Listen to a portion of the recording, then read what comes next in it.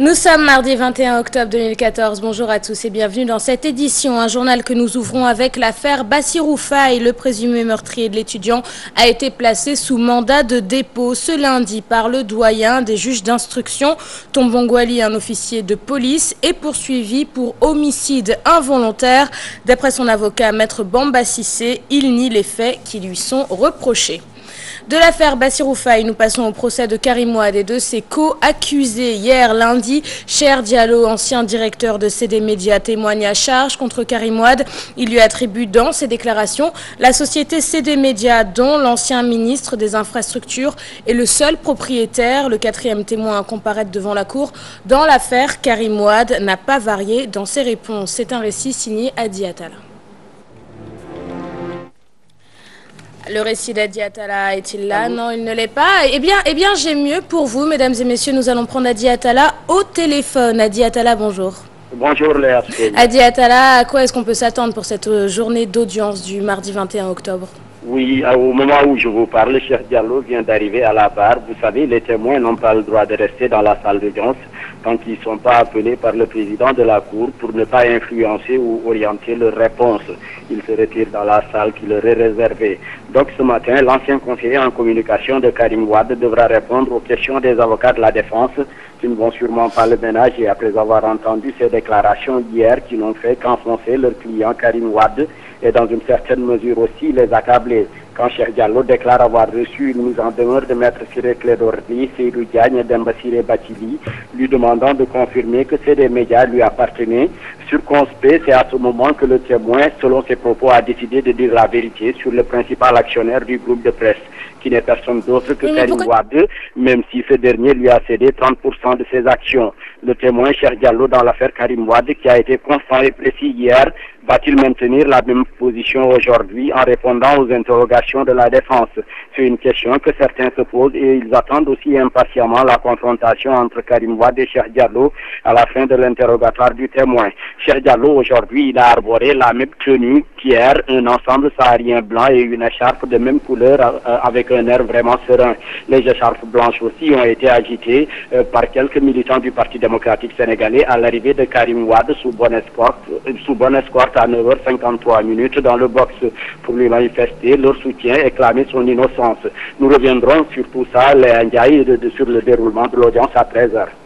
Merci beaucoup Adi Atala, comme tous les matins, pour toutes ces précieuses informations. Rappelons que le président de la Cour spéciale, Henri Grégoire Diop, a annoncé au cours de l'audience d'hier la présence d'une commission rogatoire internationale à Singapour pour enquêter sur les 47 milliards attribués à Karim Wade par Pape Alborindao.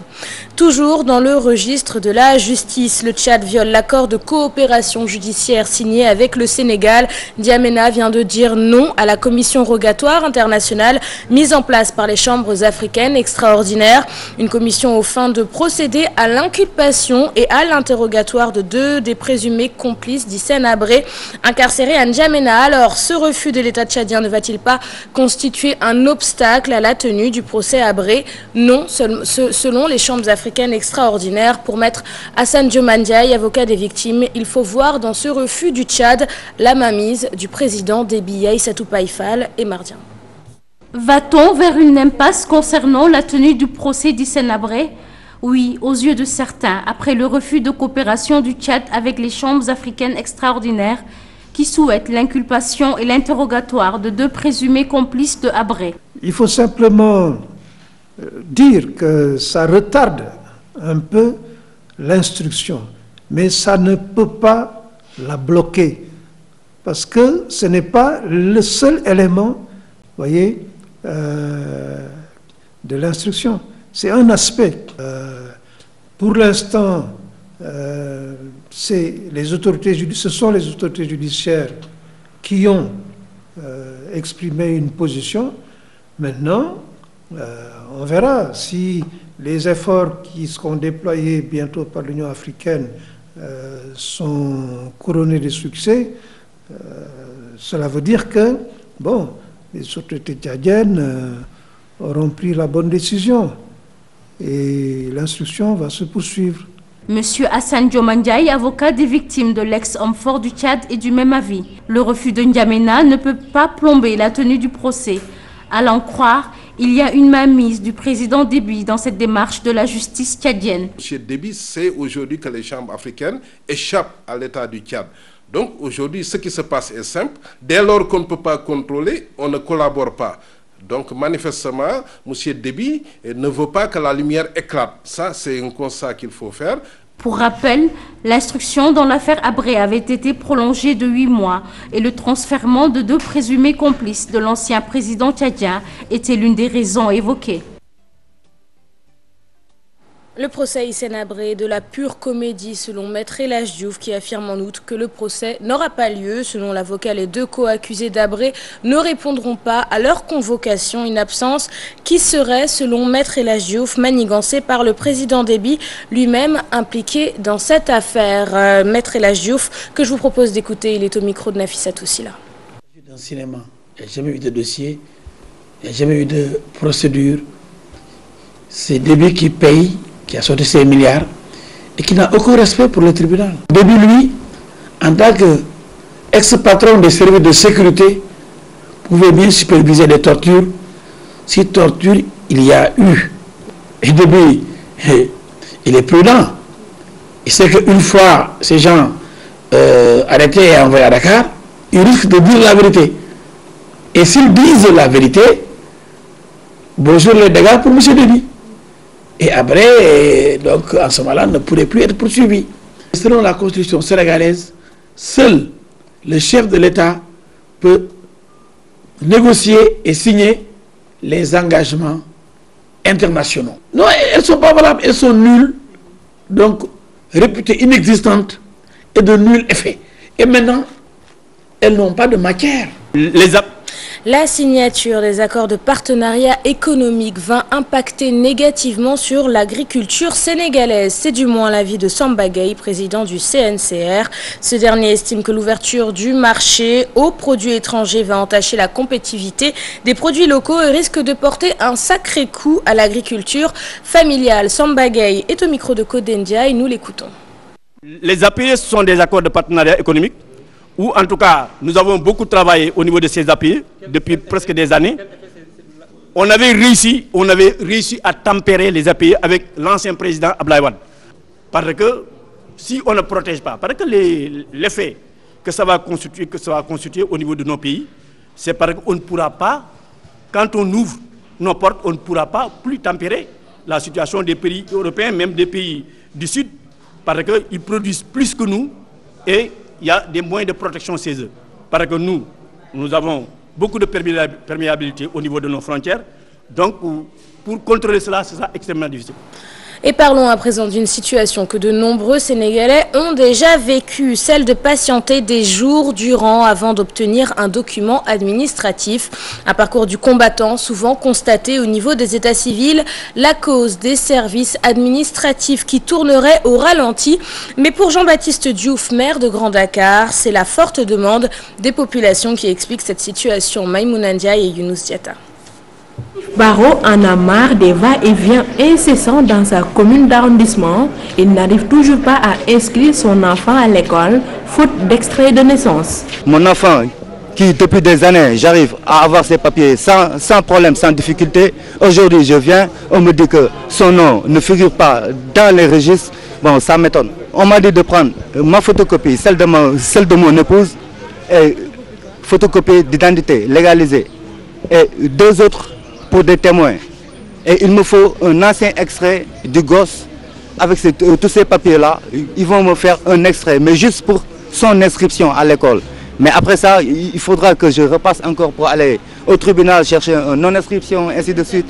Tout comme Chérif, nombreux sont les usagers qui pointent du doigt les états civils des services jugés inefficaces. Je propose qu'on élargisse le personnel pour que les gens puissent aller, pour que le travail puisse aller plus vite. Parce que je trouve qu'il y a peu de personnel par rapport au nombre demandant à être satisfait, quoi. Le maire de Grand Dakar, pour sa part, rejette en bloc ces accusations. Il se trouve que pour certaines personnes, il y a des pièces qu'on ne retrouve pas. Bon, c'est soit des papiers qui ont été faits d'une manière frauduleuse, soit il y a des références qui nous manquent. Je dis à notre niveau, on travaille le plus sérieusement possible. Pour le chef de l'État, appel au travail, le laxisme dans le service public est décrié par bon nombre de citoyens. La canicule, une période difficile à supporter, surtout pour les personnes du 3e âge, très affectées par la forte chaleur qui sévit actuellement au Sénégal. Nos reporters ont rencontré le docteur Ousseynou Badiane. Il nous explique comment affronter la canicule tout en préservant sa santé. C'est un reportage signé Lamine Diédiou et Mardien. Les personnes âgées subissent en ce moment la forte canicule de ce mois d'octobre. Une période épouvantable pour cette frange de la population, considérée également comme la plus fragile. On ressent vraiment la canicule. On est fatigué, alors on s'étouffe. On ne peut pas supporter. On n'a pas le choix, même avec une fenêtre ouverte, il fait chaud. Contraint de supporter cette chaleur, le docteur Ousseynou Badiane souligne que les effets peuvent être néfastes pour ces personnes âgées si aucune mesure n'est prise. Ce qu'on peut retenir en fait de l'effet de la chaleur sur l'organisme, c'est beaucoup plus la déshydratation. La déshydratation entraîne naturellement une perte en sels minéraux. Il est arrivé des cas où on a même rencontré carrément des troubles de la conscience, c'est-à-dire la personne qui peut perdre connaissance, la personne qui peut même entrer dans un coma. Toutefois, le docteur donne des conseils pour faire face à la chaleur et de s'éviter ainsi de fâcheuses conséquences. Il y a plusieurs moyens qui peuvent être utilisés, qui consistent surtout à éviter l'ensoleillement direct. Ensuite, il faut s'habiller avec des vêtements qui soient assez aérés pour permettre une bonne circulation en fait de la sudation. Il faut renouveler régulièrement aussi l'eau qui se trouve au niveau de l'organisme. Consiste tout simplement à boire de petites quantités mais de manière répétée dans la journée. Les mois de septembre et octobre sont catalogués comme des mois de grosses températures au Sénégal. C'est également une période difficile pour les personnes de 3e âge avec des conséquences pouvant entraîner même le coma, d'où la nécessité de suivre les consignes des médecins pour une bonne santé. Lamine Diédiou, merci. C'est confirmé. Christophe de Margerie, le président directeur général du groupe Total, a trouvé la mort dans l'accident de son jet privé hier, lundi soir, alors qu'il décollait de Moscou pour rallier Paris. Un crash dans lequel les 3 membres de l'équipage ont également trouvé la mort. Selon les premières informations disponibles, l'appareil aurait heurté une déneigeuse au moment de décoller. Les conditions météorologiques étaient très mauvaises au moment du drame. Christophe de Margerie était âgé de 63 ans. Actualité internationale, toujours pour parler de l'affaire Oscar Pistorius. Le verdict vient de tomber 1 mois après avoir été reconnu coupable d'homicide involontaire. L'athlète paralympique a écopé d'une peine de 5 ans de prison. Il avait tué sa petite amie, le mannequin Reva Steenkamp, le 14 février 2013. Le sportif a en outre écopé de 3 ans de prison avec sursis pour usage d'armes à feu. C'est la fin de cette édition. Merci de l'avoir suivi. Prochain rendez-vous de la rédaction, le journal à 13h en Wolof. L'information en continu, c'est sur www.gfm.sn. Très bonne suite des programmes et excellente journée à tous. Au revoir.